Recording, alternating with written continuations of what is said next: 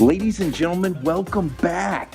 We are in episode 29 of Steady Focused. I'm super excited because this is a powerful episode with a man that I respect a great deal.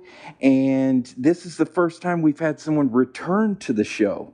Roll back the clock, and episode 7, Mr. Clay Cook came on, and now he is back. And I got him on. And Clay, how are you doing, my friend? I'm doing great. Thanks for having me, Simeon. It's awesome to be back. We were talking a little bit before the show started, and what is today? National what day? Today is National Bourbon Day. So as you know, in Kentucky, bourbon is a huge deal. So today I'm celebrating with one of my favorite cocktails. It's a old fashioned. So Oh, man. And I'll just, Clay, like I said, I'm going to celebrate National Bourbon Day as soon as we finish this conversation myself. do it. Well, guys, to all the listeners, this is part 1 in a 4-part mini-series that we're doing on world travel. And I'm so excited to talk with Clay today because he has just returned recently from Iraq. And Clay, I want to read something, and then I'm just going to stop talking, and I want you to just let it flow, whatever comes out of your soul, okay? Cool. Yeah. So I was researching, getting ready for this, getting inspired, and I ran across something that you wrote, and it goes something like this. I strive to inspire others, to be fearless and tenacious, but this was different. Over a month, I fought a hard emotional battle, an inner struggle of unease. I traveled to Iraq in the heart of the ISIS stronghold, and due to safety, I couldn't tell a soul. Yeah. So that's exactly what happened. I was offered this gig about, I would say it's been about a month ago. It was right around the Kentucky Derby. So, here in Kentucky, the Derby is a huge deal.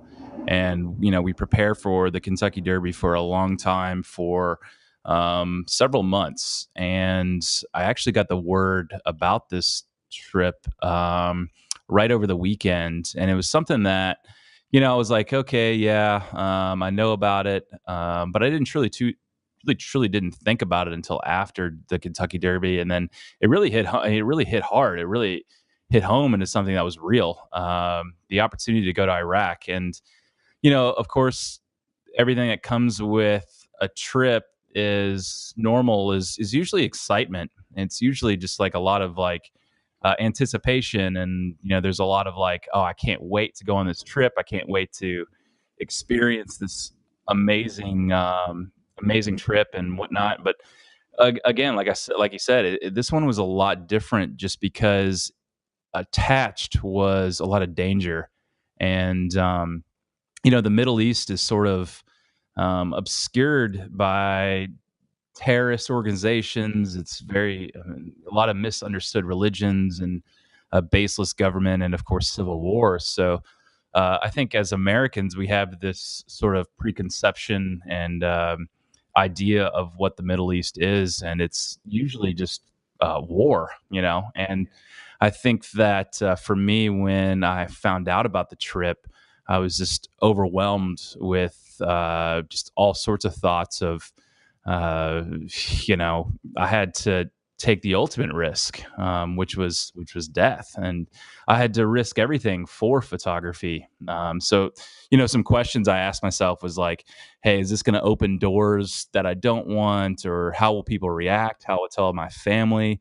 Am I willing to risk my life for photography?" And so, these were a lot of questions that I asked myself. So it was definitely an inner battle that I struggled with for a couple of weeks until I made the decision to go. And the decision was an educated decision based on a number of parameters and multiple conference calls with security, and conference calls with all sorts of people that sort of settled my mind to make the decision to go. But it was a huge opportunity for not only myself, but also the companies that we were partnering with, which was Hmm. Nadus Films and Unseen and Shy Fund. And it wasn't really focused on war.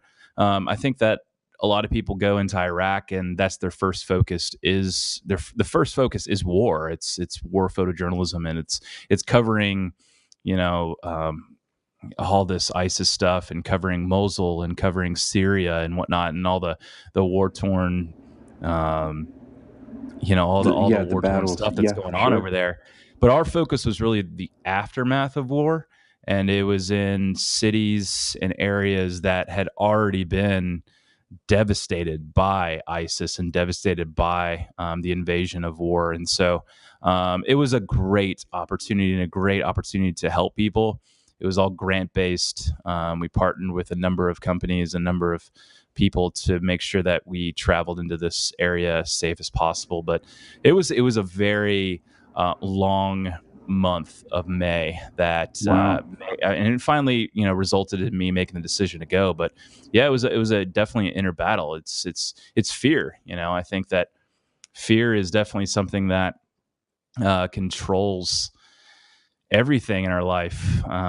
We all hit a moment in our life where we kind of feel that wave of anxiety, panic, and dread. And Yeah. um, I think that at the end of the day, the really the only true remedy is yourself. So it was So something I you, had to overcome and something I had to just take on.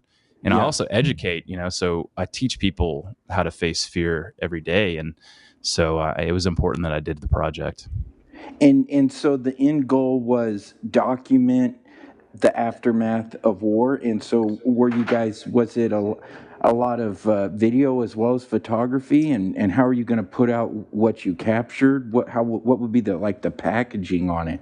Yeah, so basically, it's a partnership between myself and Nadus Films. Nadus Films is a company that creates stories that make a difference. Basically, is their motto. They basically are a film company that documentary brand that goes into these third world countries or goes into these sort of war torn areas and builds documentaries, builds projects, and builds stories and tell stories about people that are suffering or people that need help.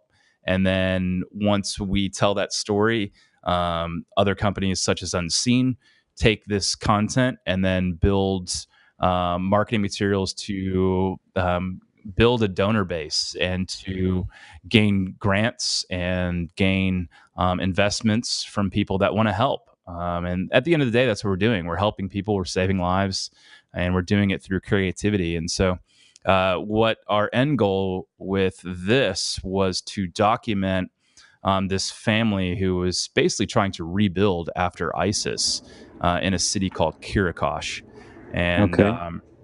Qaraqosh is a city right outside of Mosul, where, as you might know, Mosul is basically a war zone right now. There's still, feeding off the military movement of ISIS, and so Qaraqosh had been liberated from Qaraqosh. Sorry, ISIS had been eliminated from Qaraqosh, and our responsibility for this documentary was to basically build content and tell these people's story of rebuilding after the war. And Wow.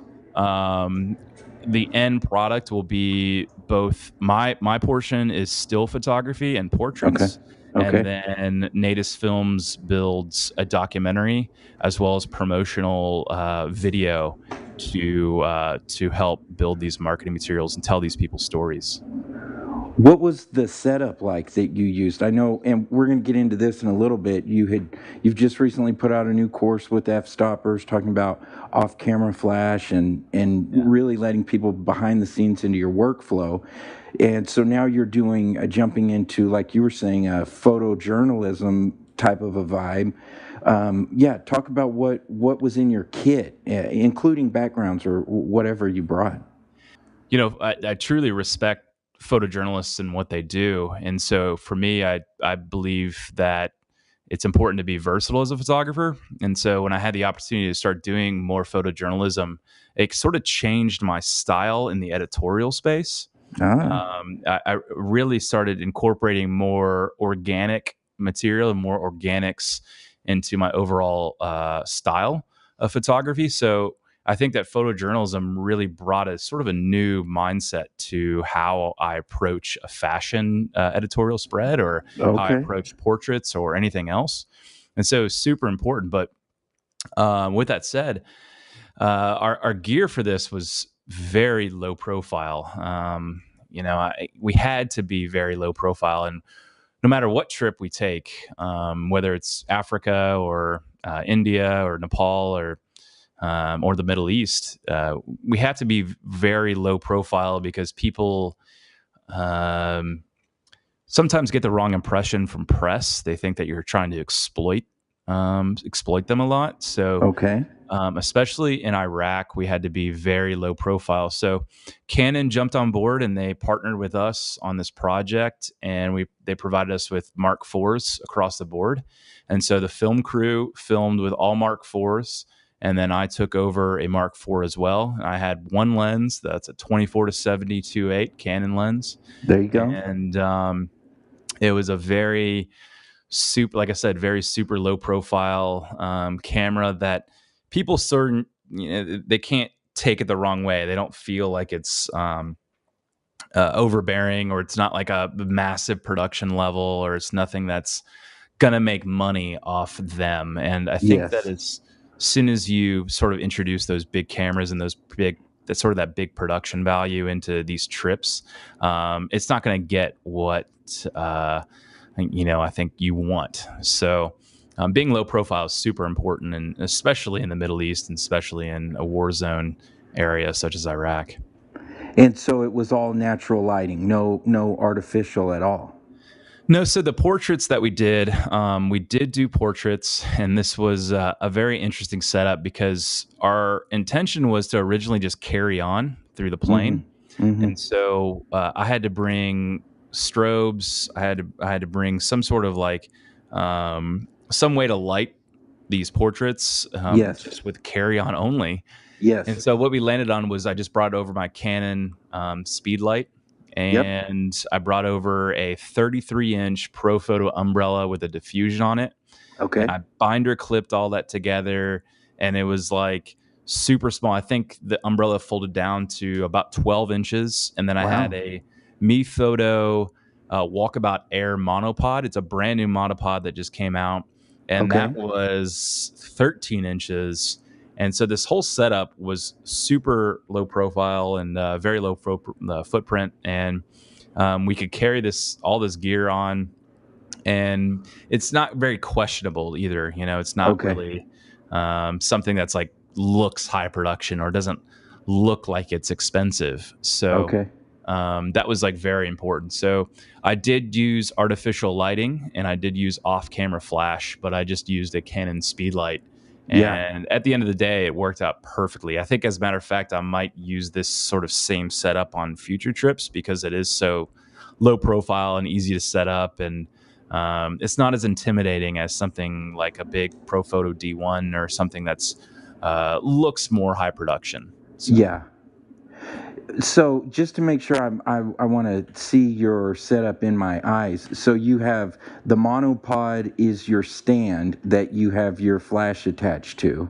And Correct. then you've got an umbrella Mm-hmm. on there, and then you on the bottom of, or you didn't call it an umbrella, you called it an octobox? No, it's an Or umbrella, and it's okay, it is. basically a reflective umbrella. So it's a white umbrella where the Canon speedlight actually flashes into the umbrella, and Okay. then I cover the umbrella with a diffusion panel, very much like the Photech soft lighter, or Right. sort of the normal soft lights I use. Okay. Yep. It's a reflective umbrella, and then basically the light shoots into the umbrella and reflects out through diffusion. So it's a Yes. bounced light. So it's the softest light possible. And even though it's a small modifier, it still produces a significantly softer light than, say, an octobox or something where the light is shooting through or straight Yes. onto the subject. So it's still Yes. a bounced light. It's super soft, and naturally, just because of the size, it's very low profile. So The monopod, all that does is provide a way that I can have an assistant hold the light. Okay. And so it's a very similar setup to what I've used on Kilimanjaro and Africa and India and Awesome. Cuba and all these other adventures I've sort of been on. So, was there this moment where you had, while you're in Iraq, you're there in the country, and you have just total fear come over you? Does that ever happen while during this experience? That's a really good question. I've had that a couple times that people ask me, like, was there a moment of just absolute fright? And the Yeah. only time, we were embedded with the Assyrian people, so it's the religious minorities. So it is Christian, it is Yazidis. So we are with the minorities because most of Iraq is Shia Muslim or Sunni Muslim. But we are with the Assyrian, which is the Christian village. We are embedded within this militia, basically. So I felt very protected and safe the whole time. The only time where I felt unsafe was when we had a lot of militia with us, because at that point we sort of looked like a high profile sort of client or high profile. We needed security. Yes. That I felt sort of unsafe when we had a lot of people with us, which was only like one day. And then beyond that, there was an evening where we were doing time lapses in Erbil, Iraq, which was it's about an hour outside of Mosul, where we stayed. We were on the rooftops of Erbil doing time lapses, and the U.S. military is pretty prevalent there. Okay. And so we were on the rooftop shooting time lapses, and there's special forces helicopters basically circling around us, sort of seeing what we were doing. And Uh-huh. so it's funny because the only time I really truly felt afraid was from the U.S. military. Like, don't shoot me, Was guys. It's a camera. from our It's a own camera. military force, actually. Yeah. Wow. It's very threatening. It feels very, it's very scary when you have a Apache helicopter circling, kind of curious of what you're doing, and then we're pointing a camera at them. So Yeah. they don't know that we're there. So it's well, maybe they do. I mean, we did have to register with the U.S. State Department, but I doubt it. Yeah. I don't. So You're saying, what the hell are these guys doing on this roof? on this roof, and so they were circling around. They did about 2 passes, and then they went on to the airport, and they were doing. It looked like they were doing exercises or something, because they would take off and then exit and take off again. And we saw several choppers a day, several U.S. military choppers a day, just circling or doing whatever. So because Erbil was Erbil was where we were staying, and the Erbil airport is actually where is a U.S. military base. So it's a U.S. controlled airport, and so a lot of the U.S. military is stationed in Erbil, Iraq. So it's maybe easy for the mind to go to worst case scenario. What was the highlight of the trip?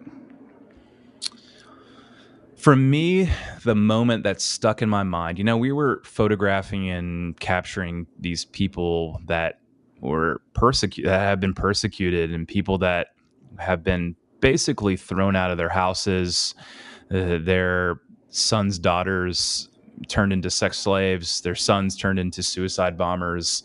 Like these people are extremely oppressed. And for me, the moment that sort of stuck in my mind from the entire trip was the moment when this entire family was returning to their home, and they had never seen their home in 2.5 years. Oh my gosh. So they hadn't been in their home in 2.5 years, and they didn't know what it looked like. They didn't know what ISIS had done to it. They didn't know anything. And so these people returned to their home, and we were sort of flies on the wall. And it was a very, very powerful moment. It was very somber. It was very sad. There was a lot of tears. There was a lot of emotions that were had from this entire family. And oh my gosh. It was a very somber moment to sort of experience that with them. And so you have to kind of think. Was this the family that are the kind of the protagonist of your story? Or is this a different family? Yeah, it's the same. So our Okay. focus was one family that was returning to Qaraqosh Yeah. after ISIS had been liberated. So ISIS was done. They had been totally liberated for the most part. There were a Okay. couple of sleeper cells and things to be wary of, but for the most part, the military movement of ISIS had been liberated from Qaraqosh. And so they were one of, I believe, 20 families Okay. that had returned to Qaraqosh out of 70,000 Oh families. my gosh. So Qaraqosh was basically a ghost town. I mean, there was no one was there, and so this family had, uh, they were really going out on a limb as far as safety to return to their homes, Oh my gosh. and it was just absolutely. I'll never forget it. It was very, very somber moment. It was something that I was honored to capture. So. My goodness, I cannot wait to. I mean, I see a visual in my mind because you're very descriptive. I'm, and it's like it's a. I'm excited to see it, but I am reluctant to see it because I know what that family, or I can imagine what they went through in order for you to be able to take that picture. So Yeah, a lot of these so families, they struggle. They've been through significant trauma, and that was one thing that we had to be very sensitive.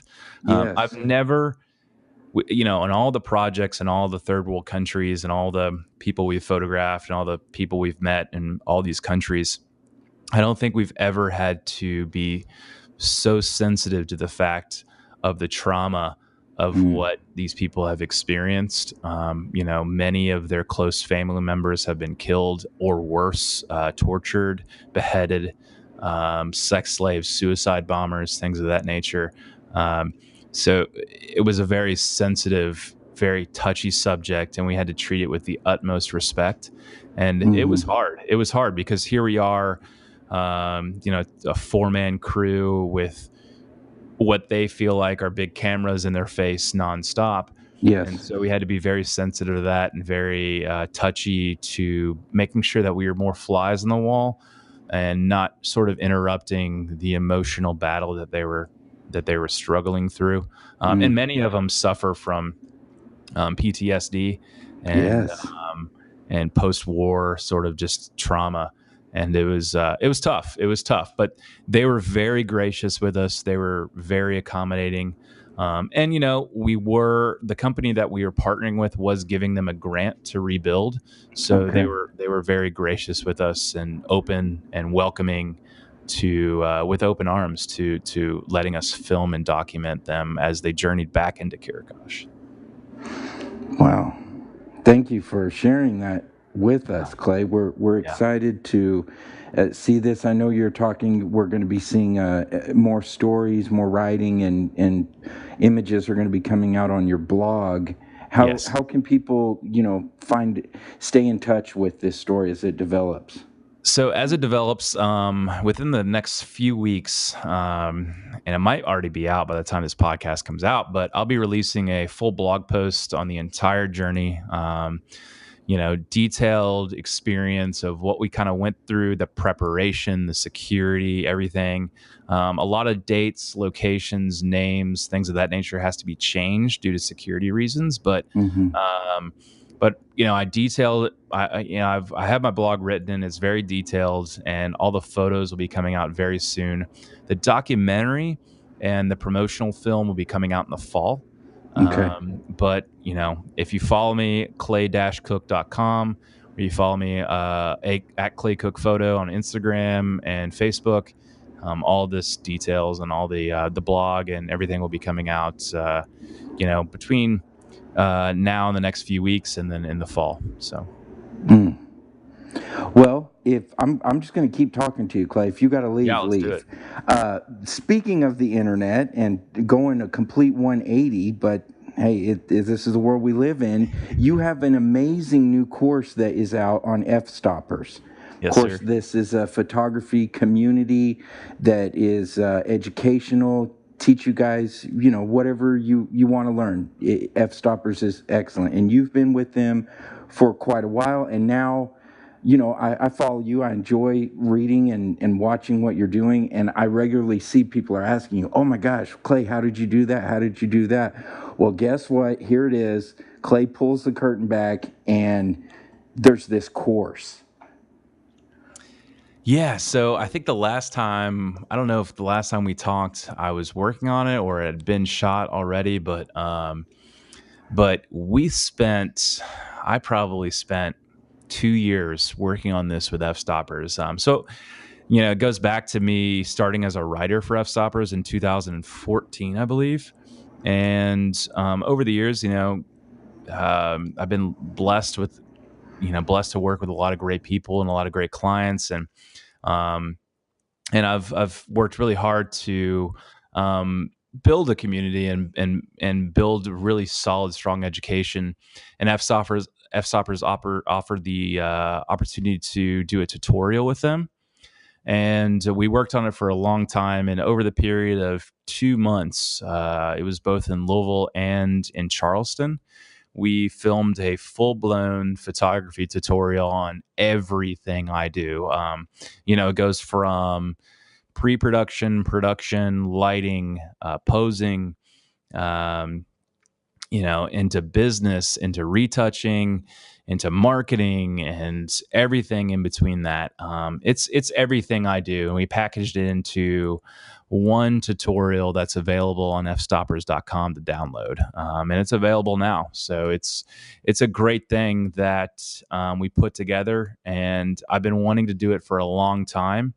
And F stoppers, I was just so happy to do with them because I really owe a lot to F stoppers and owe a lot of my success in the photography community to F stoppers. And so I was really blessed to be able to do it with them and build this tutorial with them and promote it through them. And it'd be a really great educational resource for a lot of photographers. And yeah, Clay, so not only are you bringing all of this incredible knowledge and the walkthrough, but the production value is just, it's berserk, man. It's as good as anything out there. Yeah, like we spent so long on it, and luckily the F stoppers guys, they had done it before. I will say that it was the hardest thing I've ever done in the educational market before. Okay. Like I've done a lot of workshops, I've done a lot of speaking engagements, I've done a lot of lectures, and I've taught at colleges, and I've done a lot of great, cool stuff in the educational world. But this tutorial was so difficult because you've got cameras on you and there's no teleprompter, you're just Mm-hmm. going with it. And then you've got three cameras on you at all times. It's almost like you're on a reality TV show to a Yeah. certain extent. And then you have to like intelligently speak and intelligently say what's in your head. And Okay. sometimes for somebody, especially like me, that's, so, you know, philosophically based. I'm very about mood rather than technical. I'm not Okay. analytical. I'm more like throw a light up and let's see what it looks like. Yes. And for people that are watching the tutorial, that doesn't work. I just can't Mm-hmm. throw a light up. I have to explain why. And so with Yes. every sort of section, every sort of sentence I had, really, there was a why. Why do you do this? Why did you choose to do that? Why did you choose this modifier? Why did you choose this lighting? Why did you choose this lens? Why did everything Mm. broke down into such a technical sort of technical world that it was Yeah. difficult for me. It was really hard. But I think luckily like I said, they knew what they were doing, and they put it all together into something that I'm really proud of, and something that I think they're proud of. I know they're proud of, and Yes. it's been a great success so far. You know. Yeah. I mean, the reviews I've been seeing people who have got the course and they're commenting on your social feeds, and uh, yeah, it's high on my list. For absolutely, it is. And Fantastic. Clay, just reminder, when people want to buy that course, where do they get it at? Yeah, so if they go to fstoppers.com/store forward Mm-hmm. slash store, fstoppers.com/store, they can check out. It's called Clay Cook's Fashion Editorial Portrait Photography Mm. Tutorial, and it's available for download, instant download, and it's 11 and a half hours of 100% educational content. We provide all the raw images of what we're shooting. All the retouching is explained. We provide a ton of bonus materials, and better yet, we provide access to a private Facebook group where I have oversight. And so I look into this Facebook group every single day. And if there's any questions, any sort of even personal questions, I answer. And I'm very in tune with this Facebook group. So it's almost a personalized mentorship that you also get with the tutorial. So it's a great investment for any photographer. I mean, come on. That yes, yes, and yes. Wow. That's exciting, man. So cool. Thanks. Clay, I really appreciate you taking the time to come on the show. Is there anything else that's on your mind? Anything else you want to say? No, I appreciate you taking the time to talk to me about this Iraq project. It was something that was it was a big monumental task for me. You know, I did the Kilimanjaro thing last year, and that was huge. That was life changing. But this Iraq thing was something that really focused more on the fear side. Kilimanjaro didn't really, I wasn't really scared of it per se.